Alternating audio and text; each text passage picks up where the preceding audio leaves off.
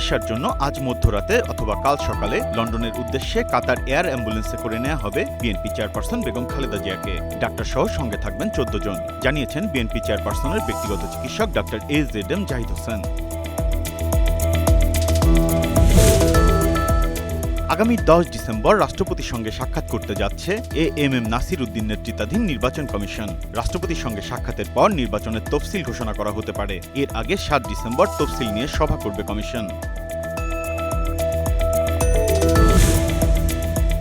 আগামী নির্বাচনে পুলিশ কর্মকর্তাদের নিরপেক্ষ ও পেশাদারিত্বের সঙ্গে দায়িত্ব পালনের নির্দেশ দিয়েছেন প্রধান উপদেষ্টা ডক্টর মোহাম্মদ ইউনূস। পুলিশের ঊর্ধ্বতন কর্মকর্তাদের সঙ্গে বৈঠকে তিনি বলেন, নির্বাচনের মাধ্যমে নতুন বাংলাদেশের জন্ম হবে। এই নির্বাচন ইতিহাসে দৃষ্টান্ত স্থাপন করবে।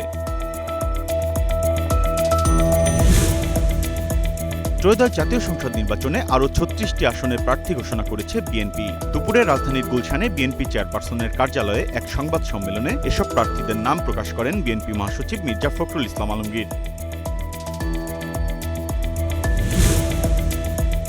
জাতীয় নির্বাচনকে সামনে রেখে লটারির মাধ্যমে জিএমপির 50 থানার ওসি পদে রদবদল করা হয়েছে। জিএমপি কমিশনার শেখ মোহাম্মদ সাজ্জাদ আলী স্বাক্ষরিত এক অফিস আদেশে একই দিনে জিএমপির ডিসি পদমর্যাদার 14 কর্মকর্তাকে বদলি করে নতুন দায়িত্ব দেওয়া হয়।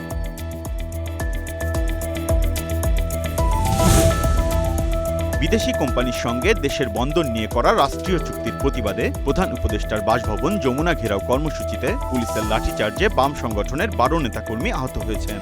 আহতদের ঢাকা মেডিকেল কলেজ হাসপাতালে নেয়ার পর প্রাথমিক চিকিৎসা দিয়ে ছেড়ে দেওয়া হয়।